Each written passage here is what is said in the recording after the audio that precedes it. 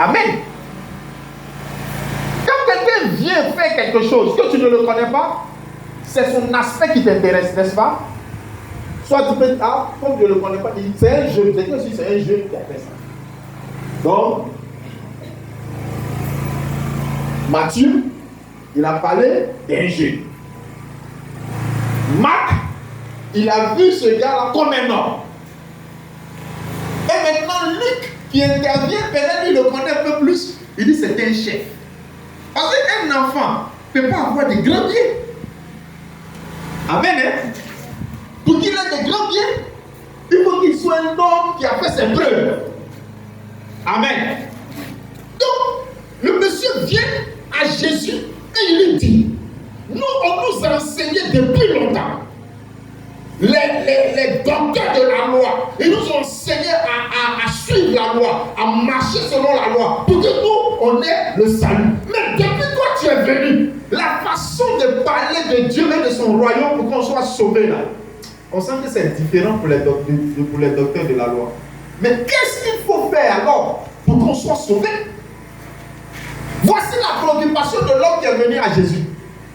Et Jésus lui répond, il dit, mais pour qu'on soit sauvé, respecte les commandements. Tu ne dis, il commence à citer. Tu ne tueras point, tu ne voleras point, tu ne mentiras pas, tu ne commettras point d'adultère, tu aimeras ton prochain comme toi-même. Tout ça, il faut suivre ça et tu seras sauvé. Et le jeune lui dit, Seigneur, tout ce que tu dis là, j'ai tout suivi. Et si les gens n'ont pas dedans, j'ai tout suivi. Pour moi, je suis prêt à être sauvé. La Bible dit, Jésus l'a regardé et il a été très admiratif. Il dit, waouh, voici quelqu'un qui a respecté, hein, depuis le jeune. Il n'a jamais commis adultère. Implicité n'est pas dedans. Il ne vole pas, il ne ment pas. Amen. Il ne dit pas de faux témoignages. Maintenant, il lui dit, au stade où on est arrivé, tu dois aller en bout profond. Va, vends tous tes biens et viens, suis-moi. Il dit, ouais, toi tu n'aimes pas l'homme. Je ne savais pas que depuis tu venais parler aux gens là. C'est comme ça que tu es les gens. Moi d'aller, de vendre des biens et de venir te suivre. Il dit, vends tes biens et distribue ce que tu auras eu là. C'est même pas vendre des biens et garder. Oh, Saint-Esprit. C'est-à-dire qu'il est en train de parler, mais le frère même il sent qu'il dit, ouais, je dis en thèse.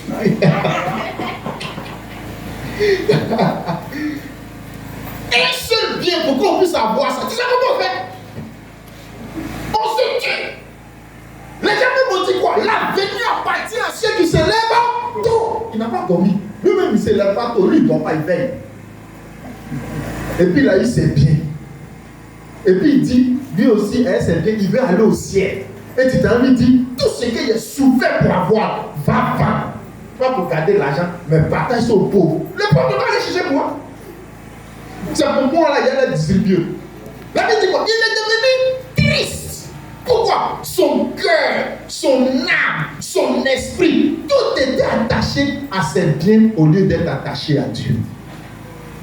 C'est le problème. Ce qui fait que on va rater peut-être le ciel.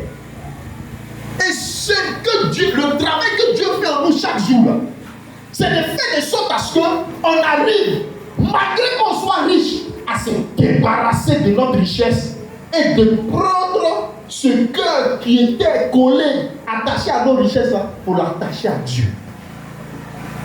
Amen. C'est ça le travail que Dieu fait en nous chaque jour pour qu'on hérite du royaume des cieux. En aimant ses biens, c'est vrai, le jeune homme, il suivait les 10 commandements, il s'efforçait, il se débrouillait, comme chaque année, quand on dit il y a jeûne, tu jeûnes. C'est ça, non?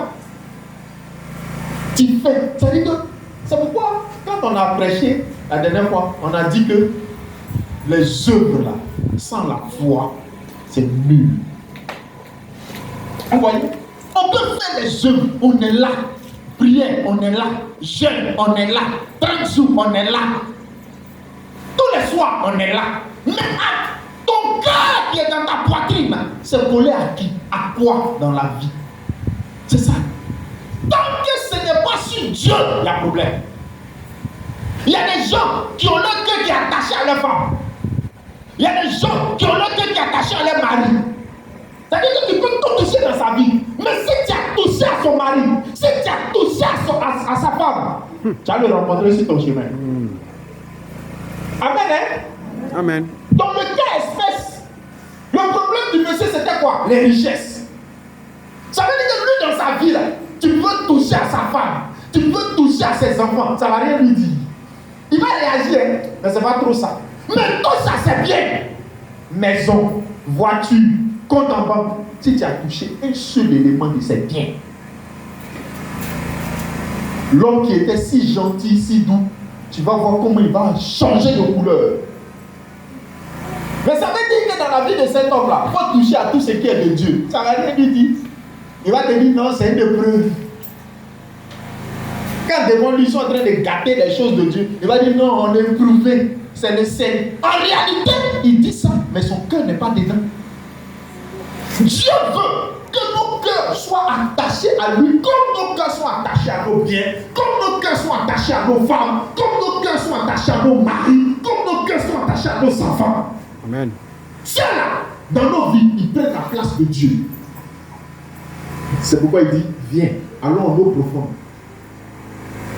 Tu as donné ta vie à Jésus, tu viens à l'église, mais il y a des choses dont Dieu attend de toi que tu n'as pas encore fait. Alléluia. Amen. Venez à l'heure, tu es champion. Placez-les. Non, tu es fort. Tu es irréprochable là. Mais ton cœur où? Ton cœur là, il est où? Le Seigneur dit quoi? Là où est ton cœur, là aussi, il y a où quoi? Ton trésor. Donc en réalité, le problème, ce n'est pas l'argent. C'est parce qu'en règle générale, le cœur de l'homme est attaché à l'argent. Sinon, chacun connaît ce à quoi nos cœurs sont attachés. Il y a certains pasteurs, tout leur cœur là, c'est l'église qui a pris place de Dieu dedans. Et c'est le problème. Hein? Lui au moins il a bonne chose dans son cœur. Mais devant Dieu, c'est pas bon. Rien en nous ne doit occuper la place de Dieu. Rien.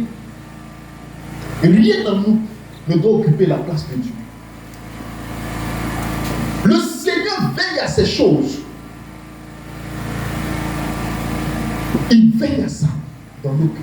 C'est pourquoi il nous envoie doucement. Le Seigneur, c'est un pédagogue. Amen. Un grand enseignant. Il n'est pas pressé. Il sait comment te prendre petit à petit et t'envoyer en eau profonde. Mais il y a des gens, le Seigneur les prend pour les envoyer en eau profonde, même ils résistent. Il dit, Seigneur, moi je te vois dans ton plan. Là où tu es en train de m'envoyer, c'est pour vendre mes biens et puis donner aux pauvres.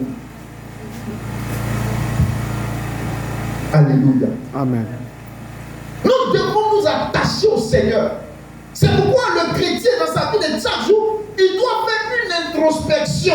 C'est-à-dire tu rentres dans toi-même. C'est ça on dit introspection en gros français. Amen. Sinon tout gros français qui est là, c'est rentrer en toi-même. Rentrer en toi-même, ça ne veut pas dire prendre tes pieds et puis rentre dans toi. Non. Il dit il faut dans ta tête là, il faut réfléchir pour regarder au fond de toi. C'est qui et c'est quoi qui prend la place de Dieu en toi. Est-ce ton mari? Hein? Elle a pris mon mari, c'est le Dieu là!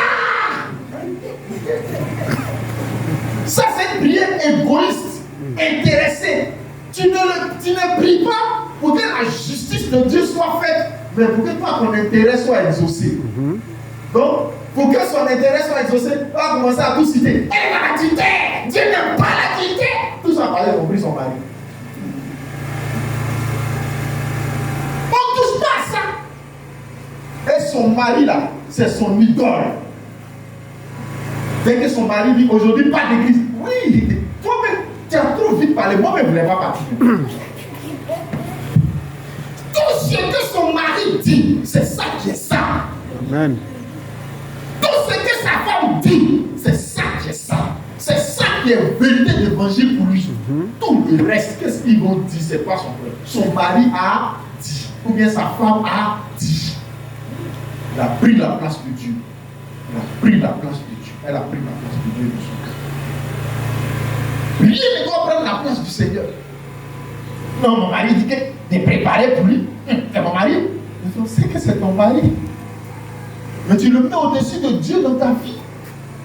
De sorte à ce que même quand il fait le bêtise, excusez-moi, mais tu n'es même pas capable de lui dire que ça, c'est pas bon. Ça, on ne fait pas ça. Tout est oui. Oui, mon mari, oui. On se va dans tout, on s'en va. On a dit que Dieu va mieux que.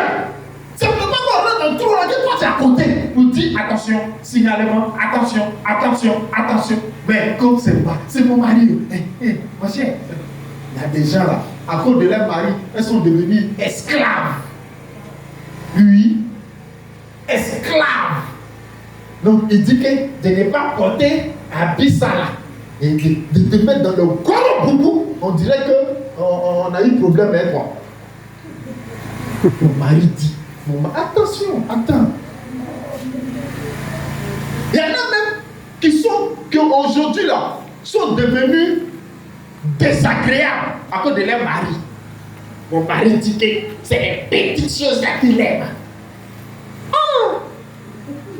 Donc toi, tes petites choses là, même au marché, tu portes ça. Ton mari, il est toi là-bas? Non, c'est ce qu'il aime. Et il a pris la place de Dieu. Et tu es devenu, tu n'es plus toi-même. Dieu dit, c'est tout ça là, Dieu dit. Prends, va, vends, et puis suis-moi. Ça veut dire que le fait de vendre là, c'est quoi? C'est pas vendre littéralement, aller au marché pour vendre. Mais ça veut dire, débarrasse ton cœur de ça, et puis viens, suis-moi. Amen. Allons à nos profondes. Allons-y. Ne reste pas là. Continuons la marche. La marche est longue. Le chemin est très long. Allons. Il y a de bonnes choses devant. Amen. Il y a des gens, c'est leur enfant qui est devenu Dieu dans leur vie. Enfant là. Mon enfant là. Hein? Écoutez-moi. Faites très attention, chers chrétiens, chers chrétiennes. Quand vous prenez exagérément la place de Dieu dans votre cœur, parce qu'il tient à vous, il va vous arracher ça. Amen. Donc toi-même, le fait de toi mettre ton enfant au lieu de Dieu, ton propre enfant, tu le mets en danger vis-à-vis de Dieu. À vous, partie-nous, de sorte à ce que dans tous tes visiteurs là, l'enfant les suit, et puis ça diminue. Tu vas pas, on va pas faire ça. Et tu me siffles. Et comment tu lui parles? On fait pas ça, babou. C'est pas bien ça.